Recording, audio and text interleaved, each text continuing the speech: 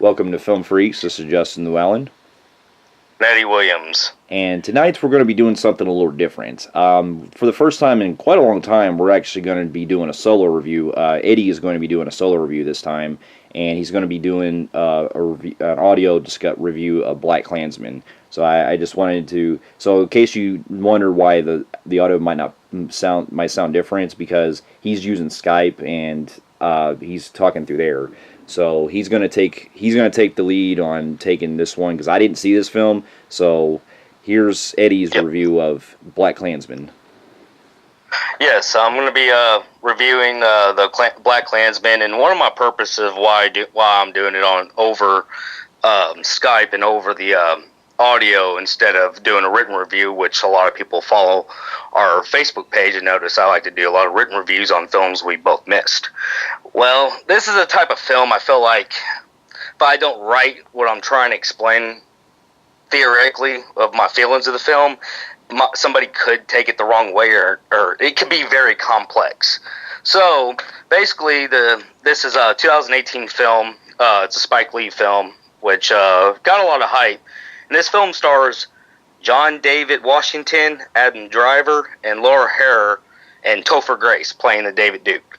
And basically, this is a film based off of kind of a true story, per se. I'm not really familiar at all with the story. It's about a story of an African-American cop who basically gets hired to infiltrate the KKK. And if you guys have seen the trailers, he uses Adam Driver to play him while he's using the voiceover in the phones. And basically, their point is to go in and try to stop a possible attack. And it's really not really thought out or even, kind of brought into the storyline to get what you're talking, what they're trying to break, try to infiltrate, why they're infiltrating the KKK. It's just they decided to, and then eventually they find out later on that there was a possible attack that's going to take place. And a little backstory: I'm not much of a Spike Lee fan per se, and I will say that while he's done one film I did kind of like a lot, and it was called He Got Game. I do find some of his produced films to be okay, like Love and Basketball and Tales from the Hood, which is probably anything with him related. It's probably my favorite thing. The first one. I haven't seen the second one. So I will say that I do kind of find him a bit of a bigot, which is probably one of the reasons why I can't get in any of his films. But upon seeing the trailers, I was actually kind of invested in wanting to see this film. It looked like it was, going to be quite a fun ride. It looked like Spike Lee was going to have a blast. And, I've heard a lot of buzz about this film.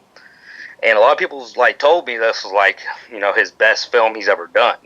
So I was like, okay, I've been wanting to see it, but some scheduling plans of other stuff, we just didn't get to it.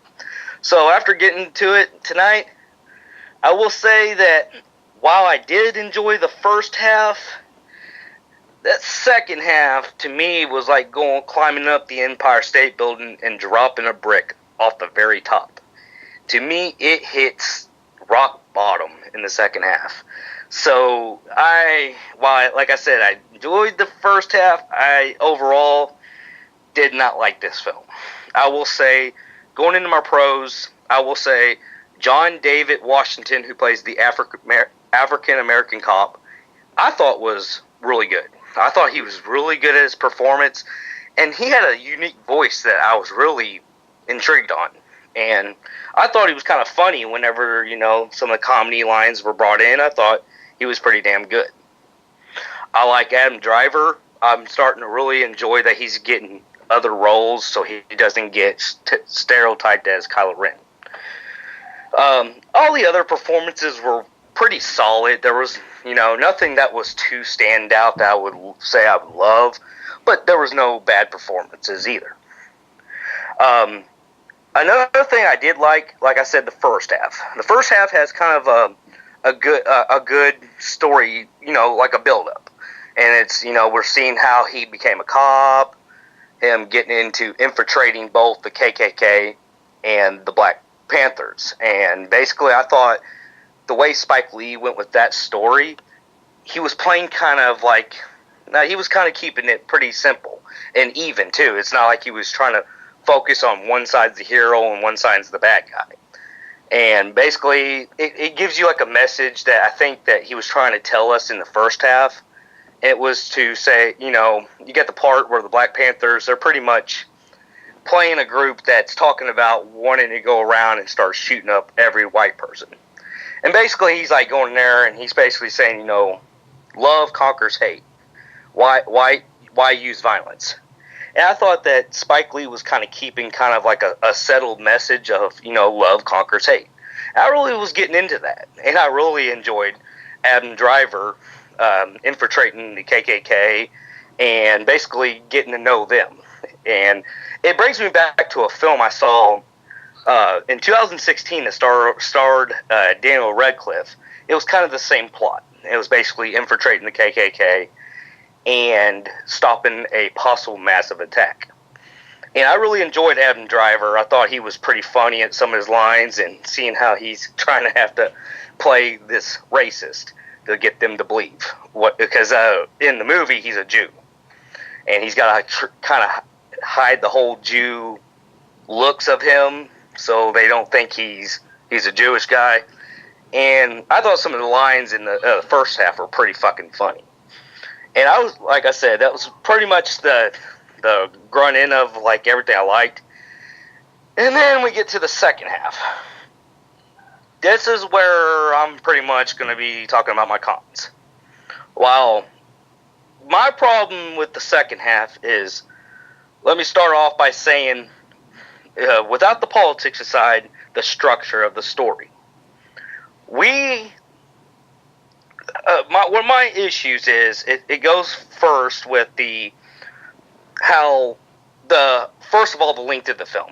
I got to talk about the length of the film. It's a 2.5 hour film, and I felt like the run time was ungodly too long. And the reason behind that's an issue, there's a lot of scenes where we have Adam Driver just in and out, infiltrating, showing up at these meetings, at these racist houses, and basically showing him going here to point A to point B to C to D to E, and I just feel like it's getting absolutely fucking nowhere.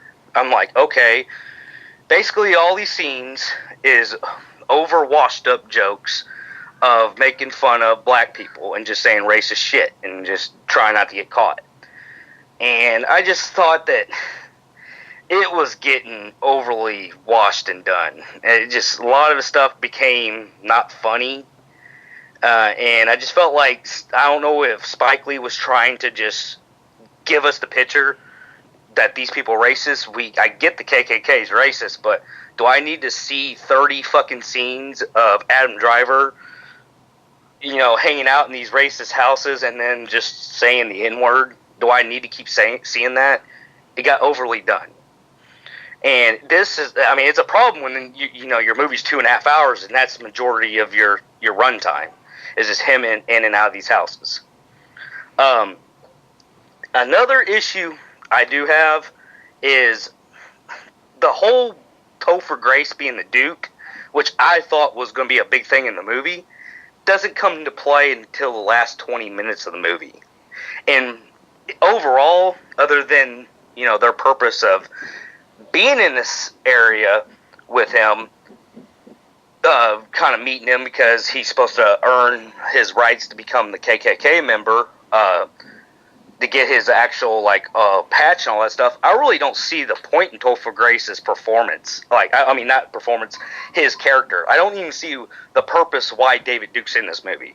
Because there really is no other reason for him to be in this film other than you have the scenes where, like I said, the black guy played by John David Washington, all you do is see throughout the film he's just talking over the phone with them. And which is another issue. John David Washington is playing the guy that's usually setting up all the meetings, and he's actually playing Adam Driver's voice. And basically, if they're going to use Adam Driver as kind of like the guy who goes into the mix, I just don't get why Washington has to talk over the fucking phone. It makes no purpose. Just let Adam Driver do the talking. If anything, I would think it would make the investigation more complicated, knowing that both their voices don't match. So that was another issue I had. And then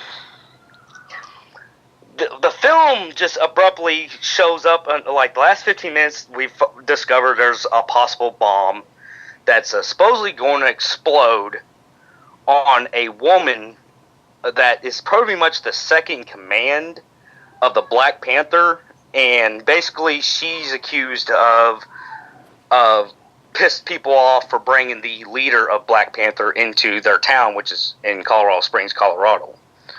And because of that, the KKK guys decide to want to blow her up.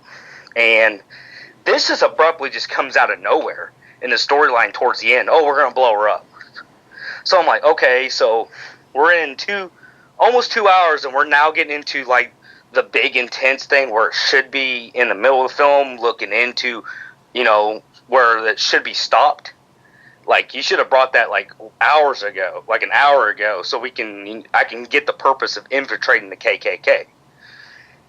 And this, like I said, it comes at the last bit, and really there's like no payoff other than this woman's told, hey, go blow him up.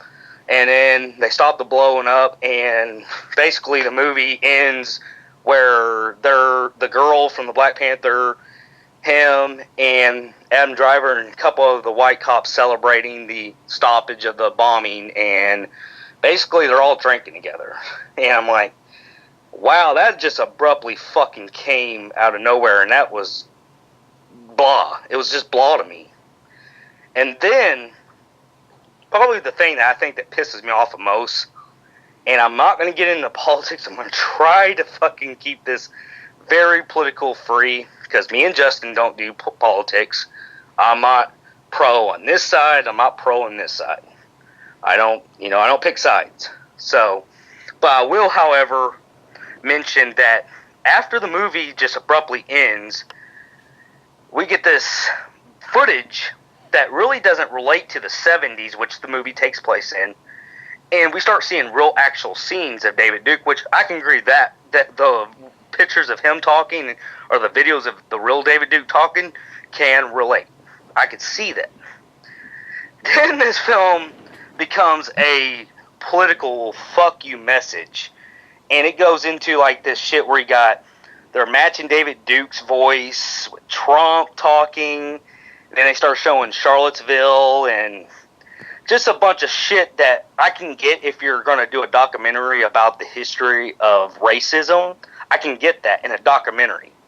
But to put it in a film that was just like in the 70s and telling a story that didn't relate to Charlottesville and Trump, and then they did the thing with the tiki torches. If you guys remember the news, a couple years ago or last year, there was a thing where a bunch of college kids showed up in tiki torches, and it got blown a little bit out of context to where I guess it related to the equivalency of burning the cross, and basically we're seeing real life footages of fucking shit that I feel like doesn't go with the movie. Like I said, if he's going for a pure documentary, I can get it, but it does not go with the story. That's like if I had the movie Titanic, and then I showed you the boat accident in Branson that happened sadly last year, and said, well, because all these boat accidents are happening, it's because of Titanic.